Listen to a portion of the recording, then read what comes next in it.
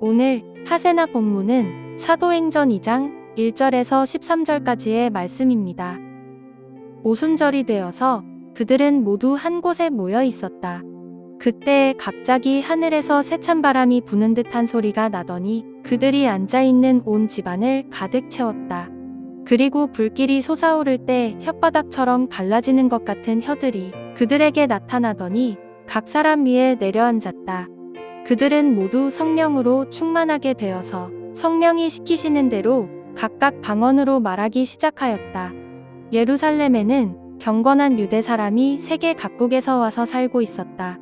그런데 이런 말소리가 나니 많은 사람이 모여와서 각각 자기네 지방 말로 제자들이 말하는 것을 듣고서 어리둥절하였다. 그들은 놀라 신기하게 여기면서 말하였다. 보시오, 말하고 있는 이 사람들은 모두 갈릴리 사람이 아니오? 그런데 우리 모두가 저마다 태어난 지방의 말로 듣고 있으니 어찌 된 일이오? 우리는 바데 사람과 메데 사람과 엘람 사람이고 메소포타미아와 유대와 갑바도기아와 본도와 아시아와 부루기아와 밤빌리아와 이집트와 구레네 근처 리비아의 여러 지역에 사는 사람이고 또 나그네로 머물고 있는 로마 사람과 유대 사람과 유대교에 개종한 사람과 크레타 사람과 아라비아 사람인데 우리는 저들이 하나님의 큰 일들을 방언으로 말하는 것을 듣고 있소. 사람들은 모두 놀라 어쩔 줄 몰라서 이게 도대체 어찌 된 일이오? 하면서 서로 말하였다. 그런데 덜어는 조롱하면서 그들이 세술에 취하였다 하고 말하는 사람도 있었다. 오순절은 6월절로부터 50일째 되는 날이며 6월절 후 7주가 지난 때라 하여 77절이라고도 했습니다.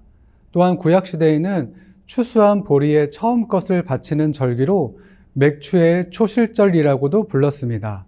즉 오순절은 첫 곡물을 하나님께 바침과 동시에 추수의 시작을 알리는 절기입니다.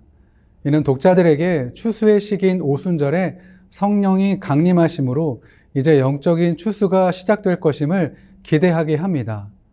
본문 2절과 3절에서는 성령이 임하는 현상을 하늘에서 세찬 바람이 부는 것과 불길이 솟아오를 때 혓바닥처럼 갈라지는 것으로 묘사하고 있는데 구약에서 바람과 불은 하나님이 임재하실 때 나타나는 자연 현상이었습니다.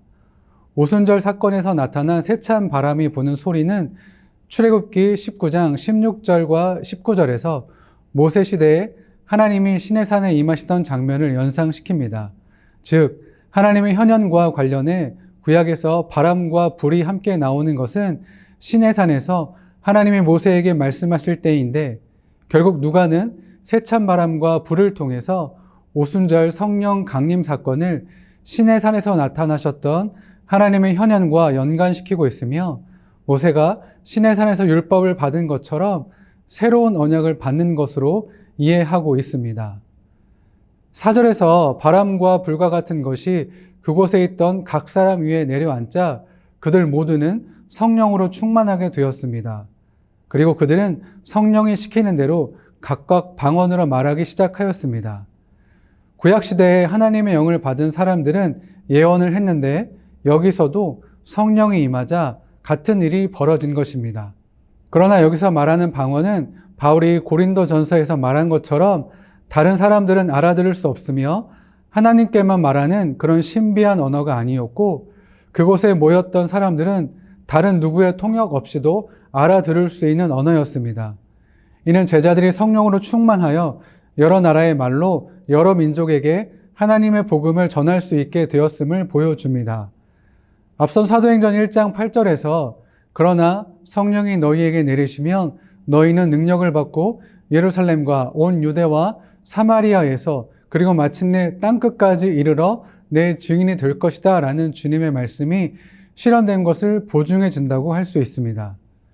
이런 일이 벌어지던 때 예루살렘에는 오순절을 맞아 경건한 유대 사람들이 세계 각국에서 와서 살고 있었다고 합니다. 9절에서 11절을 보면 어느 나라 사람들이 왔는지 그리고 그 사람들이 누구인지 기록하고 있습니다. 나라들의 목록을 보면 로마 제국을 중심으로 동쪽에서 시작해서 서쪽에 있는 나라들을 나열했으며 소아시아와 유대, 그리고 이집트까지 포함되어 있습니다. 또한 로마에서 온 사람들 중에 유대인과 유대교를 개종한 사람들도 있었습니다. 이렇듯 다양한 나라에서 온 이들은 성령을 받은 사람들의 각각의 방언을 듣고 놀랐습니다. 그들이 놀란 이유는 먼저 말하고 있는 사람들이 갈릴리 사람들이었기 때문입니다. 갈릴리 사람이라는 표현에는 교육을 받지 못해서 외국어를 말하지 못하는 사람들이라는 전제가 깔려 있습니다. 그러나 이들이 각각의 외국어를 구사하고 있어서 거기에 있던 각국에서 온 사람들이 자신들의 언어로 듣게 되었으니 더욱 놀라지 않을 수 없었을 것입니다. 그런데 오순절에 성령이 임하심으로 제자들이 다른 언어들로 말하는 현상과 여러 나라에서 온 사람들이 그들이 말하는 것을 듣는 모습은 창세기 11장에서 바벨탑 사건으로 인하여 언어가 갈라짐으로 사람들이 흩어졌던 일을 상기시켜 줍니다. 이는 9절에서 11절에 나오는 민족들의 목록이 창세기 10장의 셈과 함과 야벳으로 대표되는 민족들의 목록과 유사하기 때문입니다. 물론 성령의 오심으로 언어가 영구히 일치된 것은 아니며 그들은 여전히 다른 언어들을 사용하고 있지만 그들은 성령 안에서 하나가 된 것입니다. 특히 누가는 여러 언어를 언급함과 동시에 민족의 목록을 의도적으로 기술함으로 독자들이 창세기 11장에서 일어난 하나님의 진노가 성령의 강림으로 사라졌다는 사실을 보여주려 한 것 같습니다. 이제 인류는 성령의 오심으로 말미암아 예수님을 중심으로 하는 새로운 공동체, 곧 하나님 나라를 이루게 되었고 이것은 장차 각 나라와 족속과 백성과 방언에서 하나님께 나와 예배하는 것을 예시한다고 볼 수 있습니다. 그리고 이제 오순절 성령 강림의 결과 여러 언어로 말하는 것을 들은 사람들의 반응이 나옵니다. 이 사건을 보고 어떤 사람들은 하나님의 큰 일들을 방언으로 말한다고 했습니다. 이 말을 통해서 성령 충만함을 받은 사람들이 말한 방언이 모두 하나님을 찬양하는 내용이었다고 추측할 수 있습니다.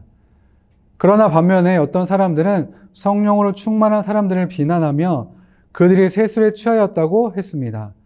여기서 말하는 세술은 아직 발효되지 않은 신선하고 달콤한 포도주를 의미하는데 아마도 비난하는 자들이 보기에 성령으로 충만한 사람들이 마치 달콤한 술을 많이 마시고 심하게 취한 것처럼 보였던 것 같습니다. 예수님께서 말씀하신 대로 성령을 기다리며 기도하던 제자들은 성령의 충만을 받게 되었습니다. 또한 성령이 임하시면 능력을 받고 증인이 된다는 말씀이 성취될 수 있음을 보여주고 있습니다. 그러나 이 사건을 접한 자들의 반응은 명확하게 둘로 나뉘었습니다. 어떤 사람들은 하나님의 큰 일을 찬양하고 있음을 보았으나 어떤 사람들은 비난하며 비아냥거리며 성령의 능력과 임재하심을 부정하였습니다. 똑같이 성령이 세찬 바람과 불처럼 임하시며 구약시대에 하나님께서 모세에게 보이셨던 것처럼 그들 앞에 분명히 알 수 있도록 나타나셨으나 반응은 정반대였습니다. 예수님께서 말씀하신 것처럼 성령께서는 우리 각 사람 위에 분명히 알 수 있도록 임재하여 주십니다. 지금도 우리와 함께 계십니다. 그런데 우리와 함께 계신 성령님에 대한 우리의 반응은 어떻습니까? 지금도 나의 삶에서 내 주변에서 일어나고 있는 성령의 능력과 역사를 보시면서 하나님이 하셨음을 찬양하십니까? 아니면 아무 의미 없는 일이라고 치부하시며 무시하고 계십니까? 성령님은 간절히 기다리는 자들에게 임하여 주십니다. 또한 연약하고 힘이 없을지라도 하나님은 성령 충만한 자들을 통해서 하나님의 일을 하시며 하나님의 이름을 찬양하게 하십니다. 성령을 무시하며 인정하지 않는 사람들에게 성령의 역사는 그저 술 취한 자들의 술주정처럼 보일 뿐입니다. 오늘 하루 성령의 임재하심 가운데 성령의 능력을 행하며 하나님을 찬양하는 저와 여러분들 되시길 소망합니다.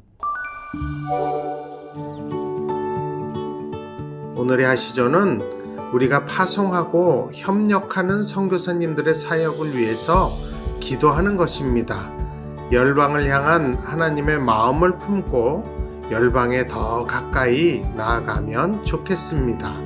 오늘의 하시조 함께 하시죠.